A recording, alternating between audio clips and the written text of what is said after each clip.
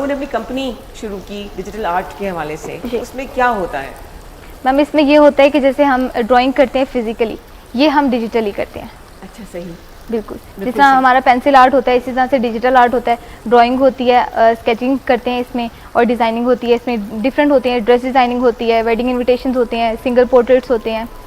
तो क्या मतलब वेडिंग कार्ड भी होते हैं इसके अंदर, पोस्टर्स हो गए? हाँ जी बिल्कुल, क्योंकि ये ग्राफिक डिज़ाइनिंग से रिलेटेड फील्ड है, और ग्राफिक डिज़ाइनिंग में जितनी चीज़ें आती हैं, logo designing, social media post designing, इसके अलावा ड्रेस डिज़ाइनिंग, काफ़ी सारी चीज़ें बीच में कवर होती हैं, वेक्टर आर्ट वगैरह। सही से, बिल्कुल सही है। तो इसको क्या फ़र्क है कि स्केचिंग का और डिजिटल मीडियम यूज़ करने का, इसमें क्या फ़र्क होता है? स्केचिंग में ये है कि इसमें हाँ जी, उसमें ये वो कॉस्टली होता है, हमें ब्रशेस, पेंसिल्स वगैरह, कैनवस वगैरह सब कुछ लेना पड़ता है। इसमें ये होता है कि हमारे पास एक सॉफ्टवेयर होता है और वो आपको फ्री भी मिल जाता है, कुछ फ्री भी हैं कुछ पेड भी हैं। उसमें यह है कि आपको वैरायटी ऑफ ब्रशेस मिल जाते हैं, कैनवस भी उन पर फ्री होते हैं, आप वहाँ से ईजिली अपनी प्रैक्टिस कर सकते हैं। जिनकी पेंसिल स्केच जो फिजिकल करते हैं, अगर उनका अच्छा है तो वो डिजिटली भी ईजिली कर सकते हैं। बिल्कुल सही। अच्छा, तो कंपनी कब शुरू किया आप लोगों ने? मैंने स्टार्ट किया था 2020। बोलने देते हैं हम, हाँ जी, डर के मारे बैठी हो। तकरीबन 2 साल पहले स्टार्ट की थी। पहले इन्होंने स्टार्ट किया था, तब मेरे पास मोबाइल ही था। सॉरी मैं काट रही हूँ, 2 साल नहीं, 2021 में किया था। काफी टाइम हो चुका है, अब चौथा साल है। देखो मुझे सीखते हुए 2 साल हो गए। इनको भी इस फील्ड में 2 साल 4 साल हो गए तकरीबन। जी ठीक है। अच्छा, तो पहले इन्होंने स्टार्ट किया था, तब मेरे पास मोबाइल नहीं था, और फिर मैं खाली देखा करती थी इनके पास बैठ के। ये स्टार्ट करती थी, पहले स्केच बनाती थी, फिर पेंट करती थी, फिर शेडिंग्स करती थी। इनको देख देख के फिर मैंने सीखना शुरू किया। फिर एक टाइम आया जब ये प्रोफेशनल हो गई, तो उसके बाद मैंने बाबा से कहा मुझे मोबाइल लेके दें, मुझे भी करना है। फिर मेरे पास मोबाइल आया, फिर मैंने सीखा, क्योंकि काफ़ी टाइम मैं इससे सीखती रही हूँ। तो जब मेरा फर्स्ट टाइम था तो मुझे काफ़ी कुछ आता था पहले से, तो मुझे इतना ज़्यादा टाइम नहीं लगा इसमें प्रोफेशनल होने में। मैं तो बिगनर हूँ, लेकिन मुझे इसमें आता है अच्छे मतलब गाइड करने के लिए बहन है ना, इसलिए हेल्प होगी।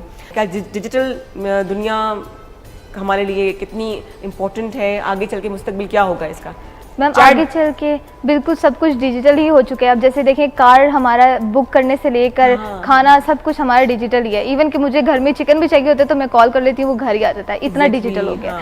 तो ये है कि हमारा, मैंने तो फ्यूचर में यही सोचा हुआ है, एक तो ये कि मैं एज ए एंकर पर्सन काम कर रही हूँ, और इंस्टा पे जो है मैं एज ए ब्लॉगर काम कर रही हूँ, और साथ में बता रही हूँ क्या कुछ कर रही हूँ, है ना? जी, मतलब मल्टीपल चीजें साथ साथ कर रही हूँ ना। और साथ ये कि अपना आर्ट को लेके चल रही हूँ, इसमें भी डिफरेंट ऐप 3D मॉडलिंग पे मैं काम कर रही हूँ, और इसके अलावा एनिमेशंस पे काम कर रही हूँ। फिर साथ साथ जैसे जैसे जो स्किल मैं सीखती हूँ फिर वो आगे ट्रांसफर करती हूँ, और साथ में कोर्स भी करवा रही हूँ, और मेरे 300+ स्टूडेंट्स हैं माशाल्लाह। जबरदस्त। तो इंस्टीट्यूशन है आपके पास या ऑनलाइन सिखा रही है? कोई इदारा है ऑनलाइन? जी। कोविड के बाद से सीखना सिखाना काफ़ी हद तक आसान हो गया, कि हमें कोई दुकान या कोई क्लासरूम वगैरह नहीं चाहिए होता है ना।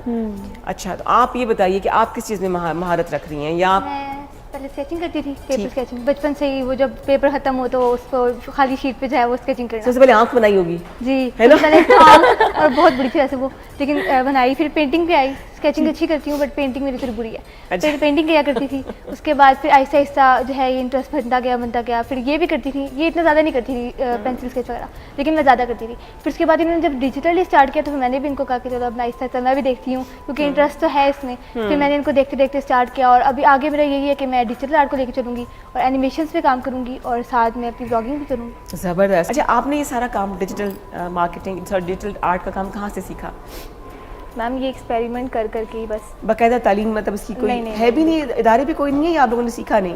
नहीं, इदारों का तो मुझे नहीं पता, बट ऑनलाइन है, काफ़ी कोर्सेज हैं, यूट्यूब पे भी हैं।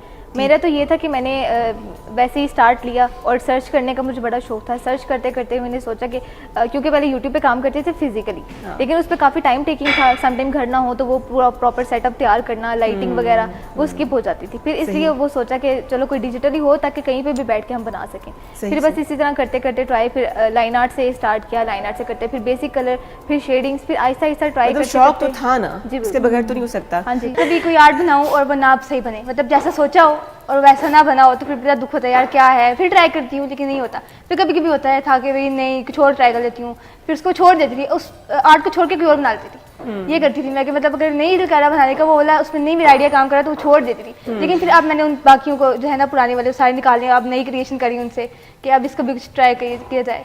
सही, मतलब हिम्मत नहीं हारनी। नहीं हारनी। हाँ जी, आप बताओ जी।